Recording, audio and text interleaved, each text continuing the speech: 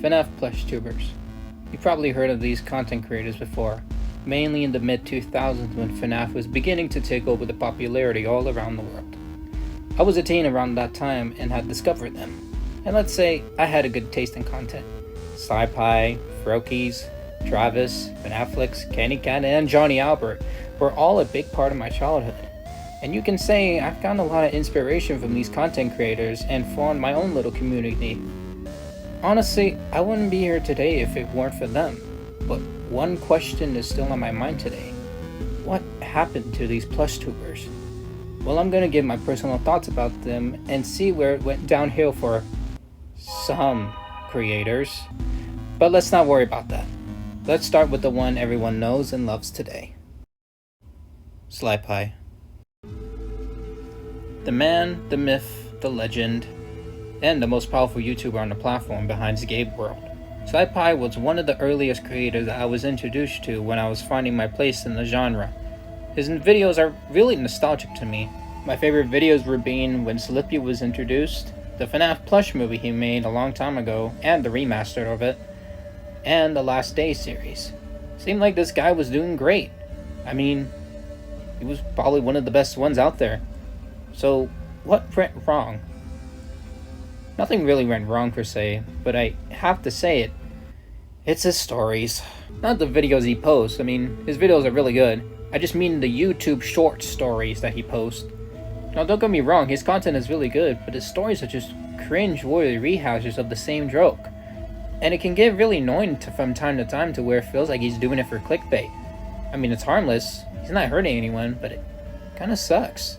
Not to mention there are some questionable shorts. Let's move on. Five Nights at Froakie's.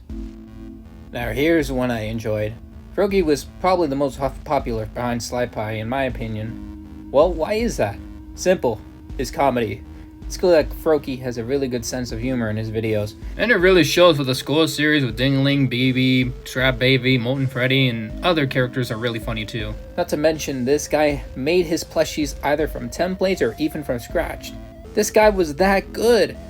But unfortunately, his glory days were close to an end, as he would be gone off the platform for nearly 3 years by this point, and no one seems to know where he is. I doubt he would be coming back very soon, but if he does, I'm pretty sure he'll make a comeback. Hope you're doing okay, Froakie. We miss you. The Johnny Albert Show. Okay, I admit, this one's kind of a weird one, but this guy was peak comedy. I mean, sure, he gets a bad rap, and heck, even Sly called him out on being cringe once in a video. But this guy was that good, and was one of the main inspirations for the ECU. Mainly because of the fight scenes and the Dragon Ball Z sound effects in his videos. He does everything on his own. The voices, the editing, the filming. Johnny Albert was doing great. But sadly, like most people, we moved on and almost forgot about the videos that he once made. But the good news is, he's still making the same edgy videos, but more tamed. But unfortunately, not getting the amount of same views that he did before. It's only just a matter of time before he throws in the towel. Candy Cat Plush Productions, aka Cintan.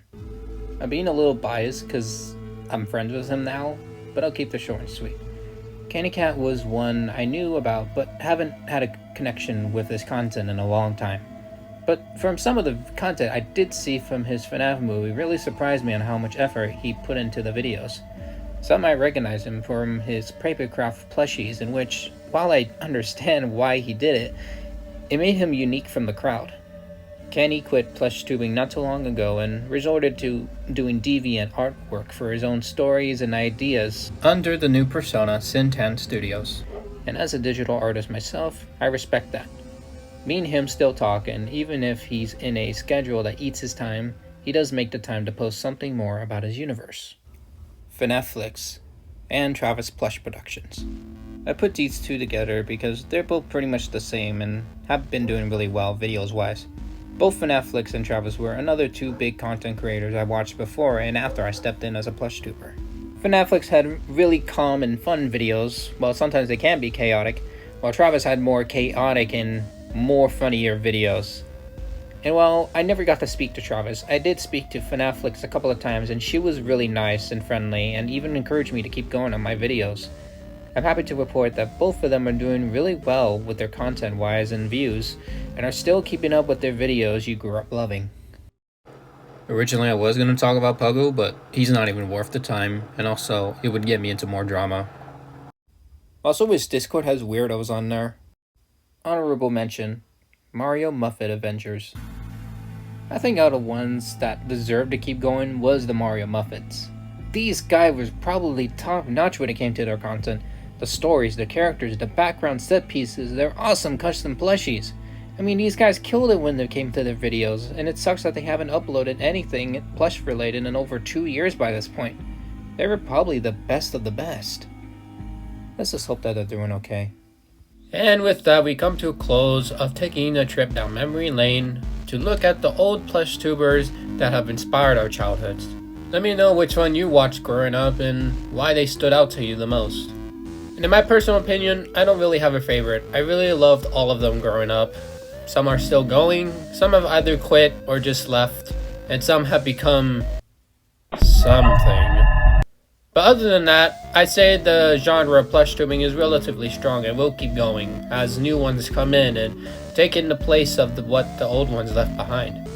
Well, that's all for now. I will keep you guys up to date on what's been going on with the new projects, and thank you guys so much for watching Frederick MD. It's been such a long time since we worked on the project, and now that it's finally out, I'd love to hear your opinions about the movie and what kind of disappointed you the most.